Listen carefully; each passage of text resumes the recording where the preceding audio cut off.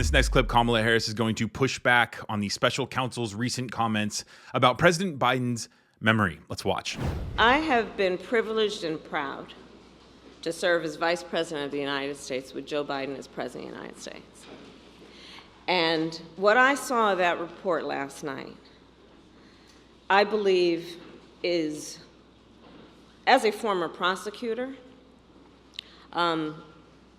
the comments that were made by that prosecutor, gratuitous, inaccurate, and inappropriate. October 7th, Israel experienced a horrific attack, and I will tell you, we got the calls, the president and myself, in the hours after that occurred.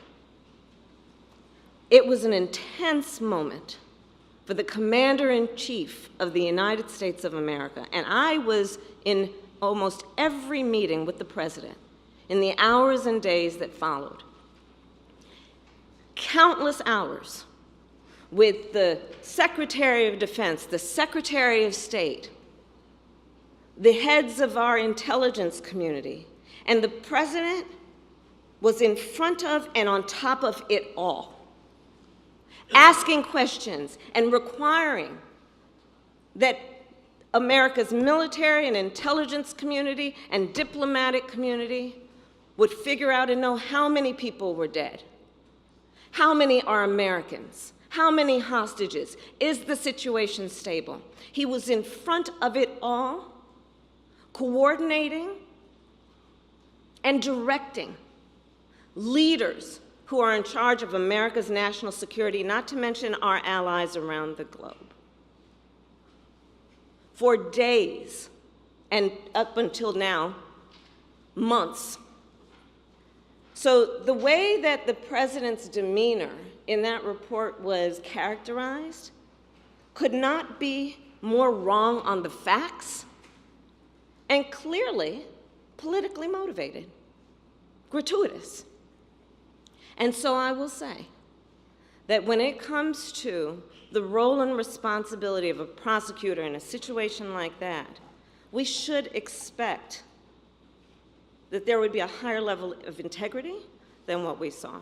Thank you. Thank you for the question.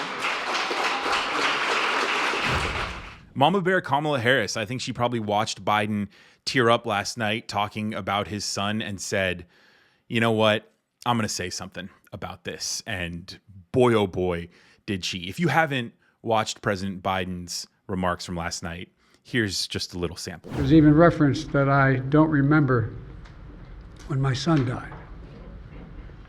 How in the hell dare he raise that?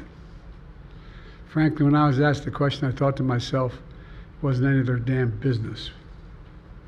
Let me tell you something. Some of you have commented, I wear since the day he died, every single day, the rosary he got from Our Lady of...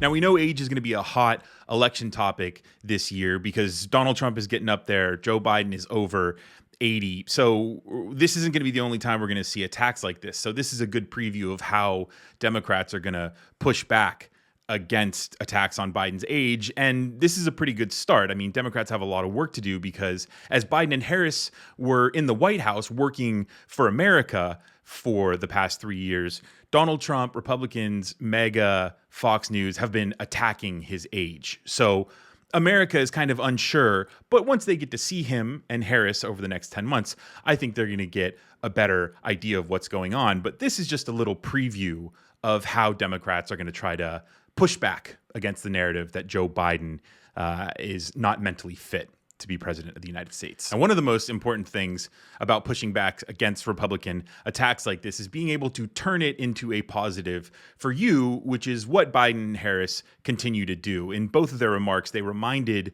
America that President Biden was actually dealing with Hamas's invasion of Israel in the 2 days leading up to the interview with this special counsel, the hours-long interview with the special counsel. So the idea that, President Biden is just in a fog, no, he has a lot going on always, but those days were particularly very tough days in the White House. Another one of Kamala Harris's strengths is that she's able to say, look, as a former prosecutor, I would never say anything like this about the person I was investigating. And for all of those reasons, it really makes Kamala Harris a nightmare for Republicans because she's going to get elected in 2028.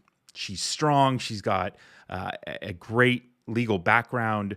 In 2028, she'll have 2 terms as vice president under her belt. And once she gets elected, Republicans aren't going to have Joe Biden, the 85-year-old, to pick on anymore.